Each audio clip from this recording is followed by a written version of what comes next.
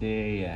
Tak, okalar o'ta katta ogohlantirish. Mana shunaqa konditsioner patologichniy fenlarimiz, tepada agregatlarimiz shuni qotib turayotganda patolon ichida qoladigan qismini основной mana shu drenaj qismini urvinda qo'ydiringlar. Urvinda degani buni o'zini urvin nishab bilan qo'ydirish kerak.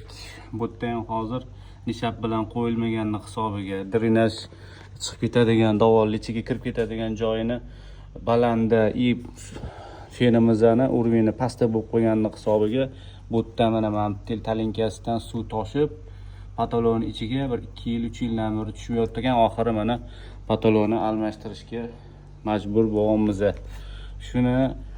Shunaqa patolon ichida konteyner qo'yotgan akalarimizni jo'natib qo'yamiz. O'ta ehtiyot bo'lib drenajiga, urviniga ahamiyat berib qildirishligini so'rab qolamiz. Keyinchaligiga mana 1-2 yil 3 yilda muammo tug'dirmaslik uchun.